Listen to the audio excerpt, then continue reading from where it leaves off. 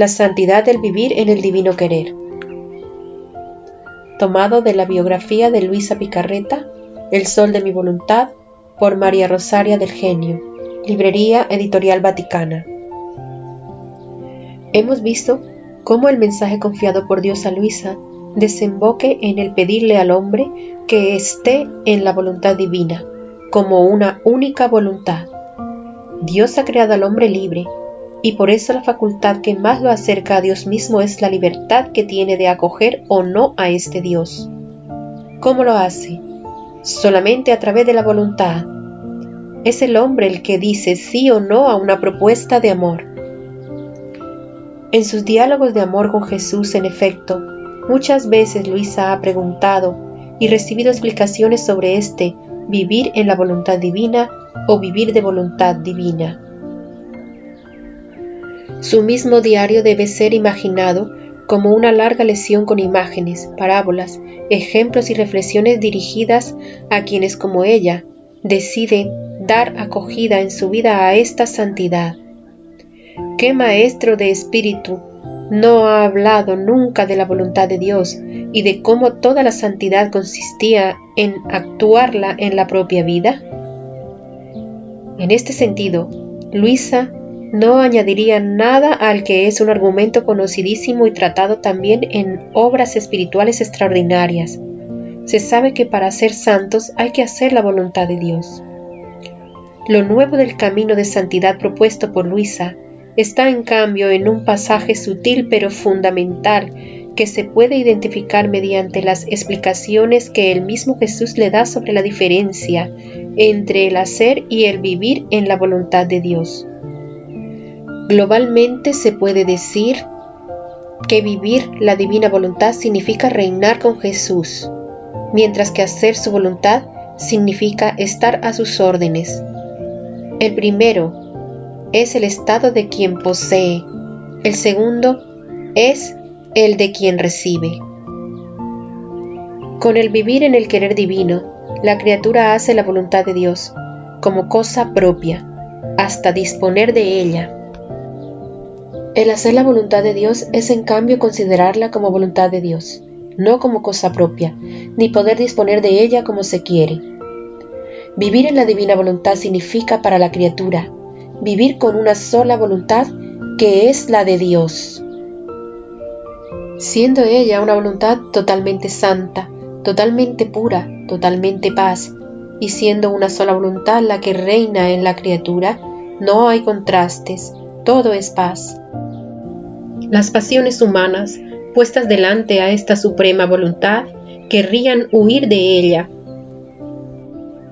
pero no osan ni moverse ni oponérsele, porque delante de ella tiemblan cielos y tierra, de tal modo que el primer paso que da la voluntad divina en el fondo del alma que vive en ella es crear el orden divino de tendencias, de pasiones, de inclinaciones y de todo lo demás. Por el contrario, hacer la voluntad de Dios significa vivir con dos voluntades. Cuando la criatura acoge las órdenes a realizar, la voluntad de Dios siente el peso de su voluntad humana que genera contrastes, y a pesar de que sigue las órdenes del Señor con fidelidad, siente el peso de la naturaleza rebelde, sus pasiones e intimidaciones. ¿Cuántas almas santas, a pesar de que hayan llegado a la más alta perfección, sienten que esta voluntad suya hace la guerra y las tiene oprimidas? Muchos están constreñidos a gritar: ¿quién me librará de este cuerpo de muerte? O sea, de esta mi voluntad que quiere dar muerte al bien que quiero hacer. Con todo, hay que entender también que el hacer y el vivir en la voluntad de Dios son dos dimensiones que no deben ser contrapuestas, sino que forman parte como etapas progresivas de la única pedagogía divina de la santidad. Usando otra imagen muy presente en los escritos de Luisa, se puede decir también que el vivir en la divina voluntad es vivir como hijo, mientras que el solo hacer la voluntad de Dios es vivir como siervo. En el primer caso, lo que posee el Padre lo posee también el Hijo, lo que no sucede en el segundo caso, en el cual, por el contrario, los siervos están obligados a hacer más sacrificios que los hijos, asumirse sacrificios más fatigosos, más humildes, a la intemperie, a las incomodidades, etc. El hijo que está con su padre cuida de él, lo alegra con sus bienes y con sus caricias, manda a los siervos como si los mandase su padre, no debe exponerse a sus incomodidades para el desempeño de sus propias tareas. A los siervos, además, no se les da más que la paga del trabajo que han realizado, quedando libres de servir o no a su patrón, y si deciden no servirlo más, pierden el derecho a recibir otra paga. Entre padre e hijo, en cambio, no es así. Nadie puede sustraerle al hijo los derechos que tiene sobre los bienes del padre. Ninguna ley, ni celestial ni terrena, puede anular estos derechos porque no se puede desligar la filiación entre padre e hijo. Se puede comprender bien que este vivir en la divina voluntad es la vida que más se acerca a la de los bienaventurados del cielo, expresión de aquel, como en el cielo, así en la tierra, del Padre nuestro tan amado por Luisa. Por cierto, hay mucha distancia entre el cielo y la tierra, y es la misma que pasa entre hijo y siervo, entre rey y súbdito, entre quien trata simplemente de conformarse con la voluntad de Dios, siguiendo fielmente sus órdenes, y quien vive de ella. Surge espontáneamente la pregunta sobre cómo se pueda superar esta distancia, sobre cómo pueda ser posible a una criatura humana no solo hacer la voluntad de Dios, sino hasta poseerla como propia. Precisamente sobre este punto, el Señor descubre todas sus cartas a Luisa, declarando con solemnidad que se trata de un don que ha decidido hacer en estos tiempos tan tristes. Y ante las muchas perplejidades de Luisa, con autoridad insiste: ¿no soy yo acaso dueño de hacer lo que quiero, cuando quiero y a quien quiero?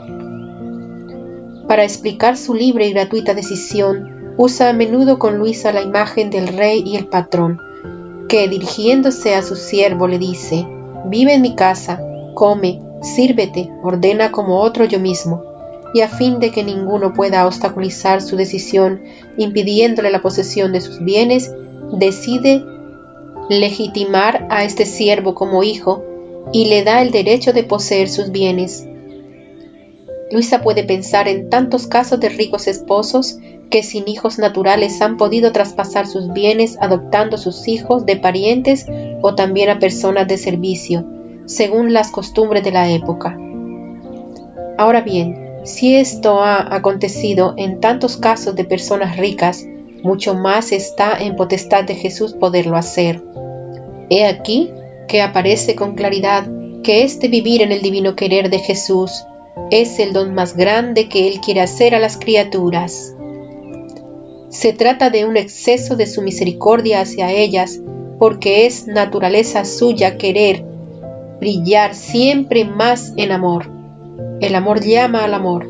Las criaturas, comprendiendo que Jesús les ha dado todo y no tiene otro don más grande que dar para hacerse amar que la posesión de su voluntad, podrán apreciar el gran bien que poseen y en el amarlo. Evidentemente, tal reciprocidad se asemeja mucho al amor celestial entre las divinas personas de la Santísima Trinidad. Luisa Picarreta, en conclusión, nos dice que el estar en el divino querer significa entregarse totalmente, sin dejar espacios, como cuando se quieren pegar dos vidrios y no se deben dejar burbujas de aire que impidan la adhesión total. Así el hombre puede, si quiere, adherirse a Dios no dejando burbujas de aire. ¿Cómo es posible esto? ¿Cómo puede el gran vidrio que es Dios estar tan unido al pequeño vidrio que es la criatura?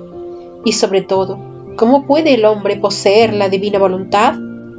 Si razonamos con categorías humanas, no lo explicamos nunca, como ha sucedido en la historia del pensamiento humano, en la cual grandes pensadores se han preguntado precisamente ¿cómo es posible esto? Quedando en el plano humano, llegaron a la conclusión de que no es posible, y por eso en la antigüedad los dioses tienen un lugar propio que es el Olimpo, o si no existen los dioses, como en la Edad Moderna, entonces fuera del hombre no hay nada. Para entenderlo, hace falta dar un salto en el misterio que no se explica, pero que se acoge y se sigue si se lo quiere. La primera página de la Biblia dice que Dios creó al hombre a su imagen, Génesis 1:27. Esta añadidura al verbo crear o hacer que acompaña toda la creación es referida solo al hombre, y conseguidamente Dios y el hombre se asemejan. La vida de Dios corre por las venas del hombre y es una vida hecha de belleza, de bondad y de eternidad. En el Edén Dios pasea con el hombre. Génesis 3:8. Son amigos que por amor comparten la misma vida. Después sobrevino la ruptura. La voluntad del hombre no ha estado más en sintonía con la de Dios y usamos el término desobedecer. Génesis 3:1 siguiente y siguiente. Casi como si Dios fuera un déspota que por capricho prohíbe al hombre y no que ese prohibir se refiera solo a una prueba de amor y de fidelidad, como sucede entre amigos auténticos. El hombre sabe que Dios es más grande que él, pero sabe también que Dios le ha dado el poder sobre todo. Le ha dado en efecto el imponer el nombre, Génesis 2:20, a las cosas animadas e inanimadas, y esto implica poder. Pero este poder no le basta al hombre. La serpiente dice: llegaréis a ser como dioses, como si no lo fueran ya, por participación, por gracia. El hombre cae en el engaño y con su voluntad libre quiebra la fidelidad para con Dios y la intimidad con Él, tanto que se descubre desnudo y siente la necesidad de esconderse. Pero si el hombre ha sido infiel, Dios no lo es y promete una nueva alianza que se realizará con la encarnación del Verbo, verdadero Dios y verdadero hombre. La herida de la infidelidad permanecerá en la historia del hombre, y hemos visto cuánto haya costado al Verbo hecho hombre volver a recomponer tal intimidad con el fiat del Getsemaní. Ahora bien, nosotros, hombres del tercer milenio, sabemos todo esto, y por eso podemos elegir tener siempre presente la conciencia de no ser solo creados a imagen de Dios, sino también de vivir de nuevo en la continua intimidad con Él gracias a Jesucristo. En efecto, es en la semejanza con Cristo que el hombre dependiente de un Dios de amor, que lo quiere plenamente realizado, puede vivir la felicidad verdadera y no el placer efímero e inmediato. El camino que Jesús propone a Luisa tiene como primer paso el hacer la voluntad de Dios y como segundo el vivir en su divino querer. Este segundo paso hunde sus raíces en dos fiat, el de Jesús y el de María. Continuamente, en efecto, se usa el verbo hacer cuando se habla de voluntad de Dios, como si fuera una acción como tantas otras, incluso el ejercicio de las virtudes. En realidad, tanto María en la Anunciación cuanto Jesús en el huerto de los Olivos no usan un verbo que parte de su actividad, sino que dice acogida. Hágase en mí. Lucas 1:38 dice la Virgen María. Hágase tu voluntad. Lucas 22:42 dice Jesús. Y Luisa es llevada al mismo nivel. No es ella la que quiere hacer la voluntad del Padre, sino que es el Padre quien, fundiendo las dos voluntades, tiene en sus manos la vida de Luisa. Ella deberá hacer entender que Dios no es un patrón al que hay que obedecer, sino que es aquel que desea la realización plena del hombre, que puede alcanzarse solo cuando el hombre libremente quiere en el querer de Dios. En efecto, ¿qué sabe el hombre de su mismo misterio si no se refiere al misterio de Dios? No puede explicar el misterio que es Él mismo. He aquí entonces la novedad del mensaje de Luisa. La divina voluntad operante en la criatura y la criatura operante en modo divino en ella. La novedad es esta gracia de las gracias, este don de los dones, que no solamente hacemos lo que Dios quiere que hagamos, sino que su voluntad sea nuestra, vida de nuestra vida, para vivir y reinar con ella y en ella. La novedad es un intercambio continuo de voluntad humana y divina, devolviéndole la semejanza divina perdida con el pecado. Mediante el don de su voluntad a la criatura, Dios forma en ella su vida, su modo suyo de presencia real, de tal modo que esta criatura le sirve como de humanidad adjunta, diría Isabel de la Trinidad. Esto, obviamente, no por una suerte de unión hipostática, dos naturalezas y una sola persona, sino por la unión de dos voluntades, la humana y la divina, unidas en un solo acto de querer, como dos corazones que palpitan al unísono.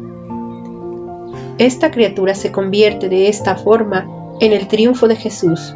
Es otro Jesús, no por naturaleza, sino por don de gracia, según las palabras de San Juan, porque así como es Él, así somos también nosotros en este mundo. Juan 4:17. Si pensamos en cómo todo esto se haya podido realizar para Luisa, no podemos ignorar el papel de la gracia que Jesús hace también hoy, con su presencia entre nosotros en la Eucaristía. En la cena que precede su fiat y su captura parece como si el Señor Jesús se complaciera en encontrar un modo para quedarse en la tierra. En efecto, en la Eucaristía Jesús está presente en todas las iglesias que la conservan. San Francisco de Asís solía rezar así: te adoramos aquí y en todas las iglesias del mundo entero. En el capítulo sobre el contexto histórico, hemos visto cómo en los tiempos de Luisa haya habido un nuevo desarrollo de la adoración eucarística. Ella es llevada a eso no por estudios, que no está en condiciones de hacer, sino por Jesús mismo, que la hace entender que en la misa está todo el fundamento de nuestra sacrosanta religión. La misa no solo es el memorial de la redención y nos habla del sacrificio de la cruz y de la continuación de su estado de víctima, sino que nos dice también, como se ha visto, que nuestros cuerpos deshechos y reducidos a cenizas por la muerte resurgirán en el día del juicio con Cristo a la vida inmortal y gloriosa. Además, en este sacramento está contenido el misterio de la vida trinitaria. El Padre, el Hijo y el Espíritu Santo son continuamente invocados en la celebración eucarística. Este pensamiento ha ciertamente vuelto tantas veces a la mente de Luisa en las noches dolorosas en las cuales su alma es como triturada bajo el peso del sufrimiento. No espera otra cosa más que poder recibir la comunión para poder ser invadida por la dulzura infinita del encuentro con Jesús, vida de su vida durante todo el día. Por ello, hecha la comunión, se detiene en un largo agradecimiento. Será esta comunión de amor la que hará que Luisa llegue a ser una humanidad adjunta de Cristo. Y es precisamente la humanidad de Jesús el punto de partida de su camino espiritual, reflejado en los 40 años de escritura autobiográfica que la hace penetrar en los misterios profundos de la vida del Redentor. Por la voz que interiormente escucha, desde el día de su primera comunión, Luisa es conducida en una gradual semejanza con la humanidad de Cristo, primero por el camino de la meditación de la pasión, de la cual el reloj será la expresión emblemática, y sucesivamente a través del sufrimiento que desde la edad de 17 años no la abandonará nunca. Atraviesa así las etapas de la uniformidad con Jesús para llegar a la conformidad con su persona. De aquí, con un recorrido de profunda purificación, llegará a la consumación perfecta de estar en la humanidad de Jesús, de la cual los 3 matrimonios místicos son el sello.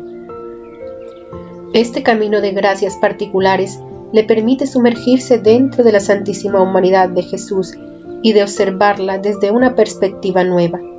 Al mismo tiempo, esta mirada nueva es para ella el punto de partida para una vida nueva, un nuevo camino, podríamos decir, en la persona de Jesús. Comprende fundamentalmente cómo en Jesús la divinidad dirige en todo a la humanidad. Jesús no hacía otra cosa más que ponerse a la disposición de la voluntad del Padre, de modo que si pensaba en la mente del Padre, si hablaba en la boca y con la lengua del Padre, si obraba las manos del Padre. Hasta el respirar era respirar en el Padre. Todo lo que hacía recibía la orden querida por el Padre Celestial. Jesús, totalmente encerrado en el querer divino, llevaba a cabo su vida en el Padre, y por eso será el portador del Padre. No hizo nada por sí mismo, porque su punto principal era la voluntad del Padre. No se preocupaba de sí mismo, ni las ofensas recibidas lo habían distraído de su centro de vida. Su vida natural terminó solo cuando en todo cumplió la voluntad del Padre.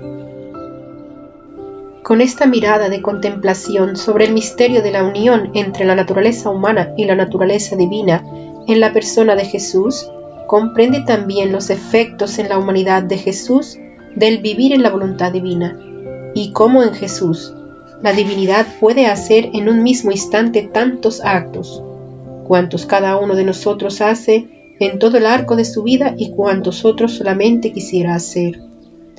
La comprensión progresa, por lo tanto, sobre el misterio de la redención obrada por Jesús.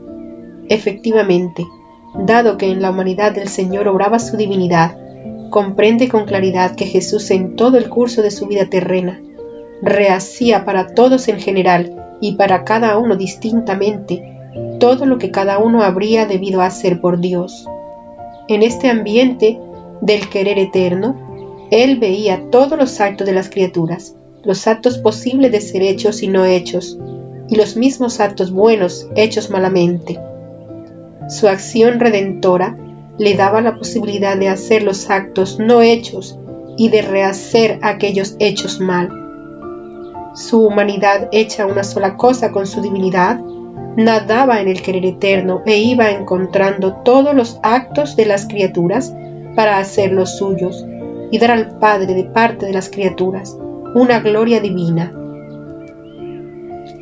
De este modo, adoraba, alababa, agradecía, reparaba, glorificaba al Padre, sufría y oraba por todos y por cada uno en particular. Al mismo tiempo, daba a todos los actos de las criaturas el valor, el amor y el beso del querer eterno. Ahora bien, Luisa ha entendido que todo lo que cada uno debe hacer para amar a Dios ha sido ya hecho antes en el corazón de Cristo. Todos los actos de la criatura, hechos o por hacerse, renovados por la redención de Jesús, están todos como suspendidos en su divino querer. Ellos esperan que el hombre los realice en su vida como actos propios. Así el fiat divino que nos ha creado y el fiat que nos ha redimido logran su cumplimiento en el fiat que Jesús espera decir con y en nosotros.